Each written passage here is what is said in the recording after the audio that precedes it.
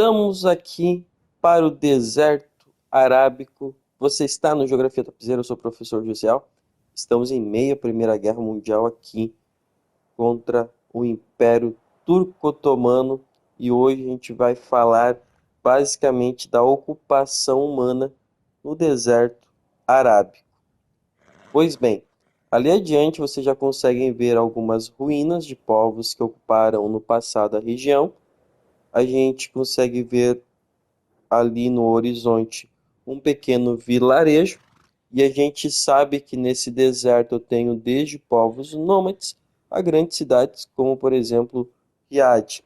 A ocupação do deserto arábico é um fenômeno histórico, geográfico e complexo, pessoal, que envolve a adaptação humana a um dos ambientes mais áridos do planeta. Quando a gente diz ambientes mais áridos, é aquele mesmo que falta água. A região do deserto arábico cobre grande parte da Península Arábica, foi ocupada por diversos povos ao longo do tempo, apesar dessas condições climáticas extremas. Como a gente sabe disso, a gente tem muitas ruínas aqui no game. Então, além de a gente estar presenciando a Primeira Guerra Mundial, a gente consegue ver a importância do relevo e a adaptação humana aqui no game. Quanto ao contexto histórico deste deserto, é um dos maiores desertos de areia do mundo. Ele tem uma área chamada Rubin al-Khali, o quarto vazio, que é o maior deserto contínuo de areia do planeta. O clima é árido, a temperatura passa tranquilamente dos 50 graus no dia. À noite faz um pouco frio, então tem uma amplitude térmica bem grande aí.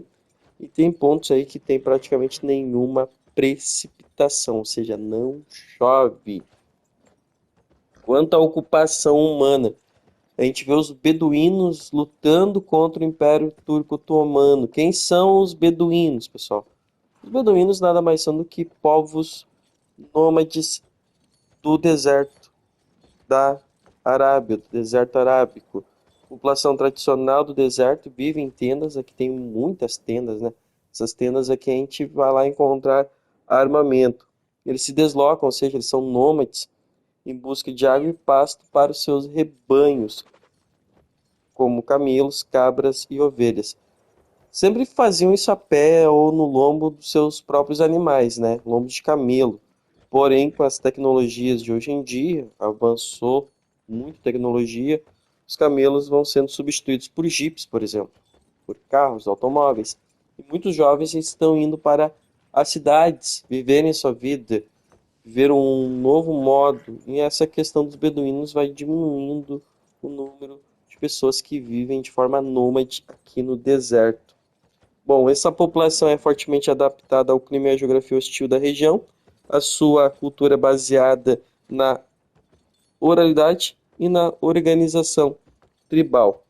Já também nós temos povos sedentários. O que diferencia o povo nômade do povo sedentário é que o sedentário tem uh, local fixo, ele não fica se mudando. Então eu tenho aqui já esse vilarejo. Então isso é sinal de povo sedentário. A gente não vai ali agora, neste momento, para não ter que brigar com ninguém. Esses povos aí, eles se fixam em oásis, tá? Ou cidades costeiras do Golfo Pérsico e do Mar Vermelho, entendeu? Então eu tenho que ter algum motivo para me fixar no local, principalmente a água. Eles praticam basicamente a agricultura de subsistência, muitas vezes. Para quem não sabe o que é uma agricultura de subsistência, aquela agricultura que tu pratica para a sua própria sobrevivência. Um dos exemplos que eles têm são as tâmaras. Além disso, esses povos eles praticam muito comércio. Uma das características dos povos árabes é a boa qualidade que eles têm em negociar. Eles trabalham muito com o comércio. Então, vocês ainda vão ter cidades como Meca e Medina que cresceram em áreas relativamente estratégicas com acesso à água e rotas comerciais. Então, assim, para um povo se fixar nesse deserto, ele tem que estar ligado à água e rotas comerciais, porque ali daí tem uma economia dinâmica, essa economia acaba então influenciando a ocupação. Bom, eu também tenho uma relação importantíssima ligada à questão religiosa. Meca é a cidade sagrada do Islã, local de nascimento do profeta Maomé. A região era ponto central das rotas de caravanas entre o Oriente e o Mediterrâneo, mesmo antes do Islã, ou seja, são milênios no passado. Outra coisa importante, após o surgimento do Islã, lá no século VII, a península tornou-se um importante centro religioso e político. E obviamente que tem as transformações modernas, principalmente a partir da descoberta do petróleo no século XX. Tanto é que a gente tem aqui uma disputa bem grande, eles falam aqui no game que é o ouro negro. O que viria depois do encerramento desse conflito é a disputa, literalmente, pelo petróleo da região. Essa descoberta vai trazer grandes riquezas e vai permitir o desenvolvimento urbano e infraestrutural em pleno deserto, como exemplo, a cidade de Riad da Arábia Saudita. Tem muitas outras, então assim, a gente tem uma área árida com muito calor, o petróleo então vai permitir a urbanização do deserto, coisa que sem dinheiro, sem tecnologia não é possível. Então, o uso de tecnologias modernas vão tornar essas regiões áridas bastante habitáveis. Por quê? Porque eu vou ter a dessalinização da água do oceano, eu vou ter o uso de ar-condicionado e vou ter construções inteligentes. É óbvio que aqui no game a gente não vai presenciar essas modernidades. Por quê? Porque a gente está no início do século XX. Vai ter aqui no deserto muita migração em massa para áreas urbanas e o abandono progressivo do estilo de vida nômade dos beduínos que eu havia comentado com vocês.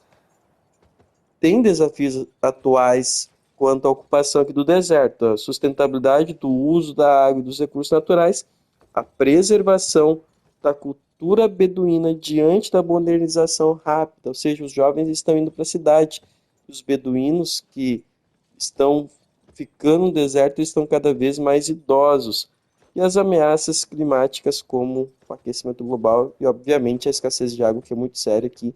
O uso da tecnologia para dessalinizar a água exige muita, muita energia. E vamos embora que a gente vai entrar em conflito. Certo, galera? Não dá bobeira? E te inscreve aí no Geografia Topzera. Um forte abraço e até a próxima aula.